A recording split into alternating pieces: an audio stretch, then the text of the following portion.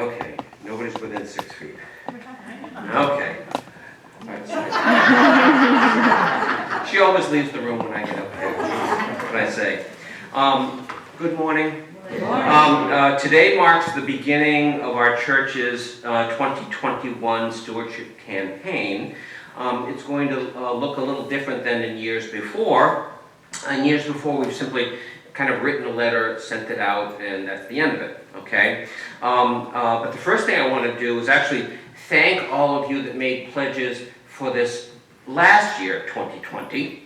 And won't you be glad when 2020 is over? I'm looking forward to New Year's Eve, like never before, I think. Anyway, and the reason I want to thank you is not just because you made the pledges, but you kept them. You kept them all the way through this, all the way through COVID. I guess as a trustee, we're within a couple of $1,000s, you know, which when we were, as trustees, we're thinking through March, April, May, June, July, August. You know, we could be $10,000, $20,000, $30,000 behind. And so thank you. It's huge.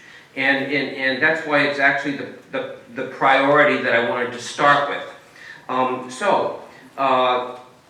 This year, the campaign is going to look a little different, as I said.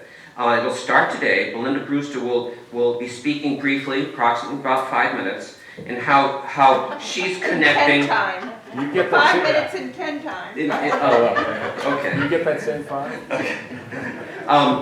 Connecting her faith to pledges. Next week, Wrestling Brewster will be speaking for whatever length of time he chooses to right? Okay? That'll be November 1st. Okay?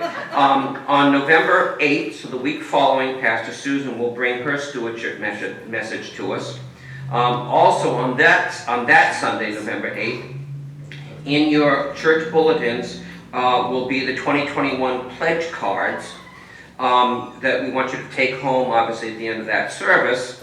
And to conclude our stewardship campaign, that'll be November 15th. We're going to have a special guest speaker, a wonderful gentleman by the name of Bob Wilcox, and he's from the Hanson Congregational Church.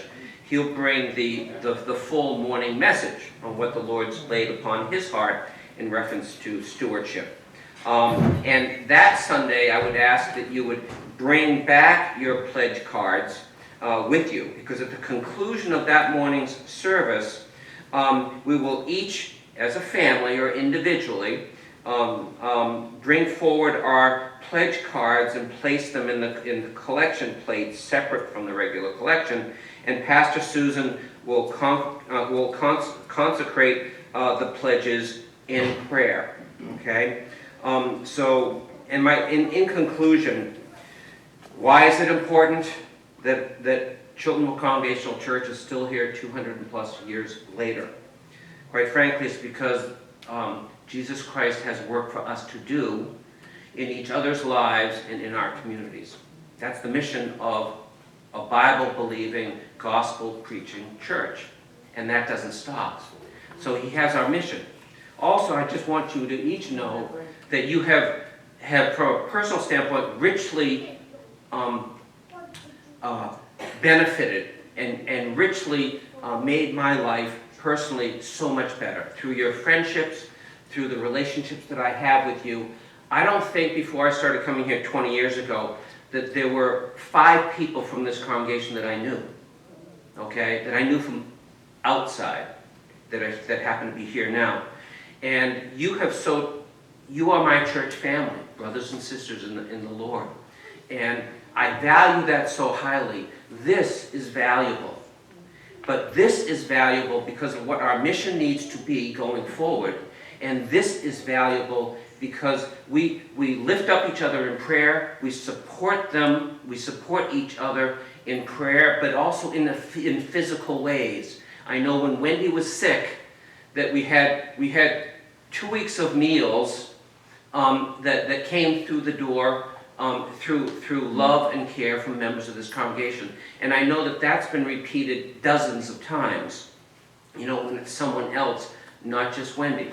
And so I want to thank you all. I can't put a price tag on how much I love you. Wendy, Amen. We love you too, Ken. Totally stole my message. So I feel like I'm all dressed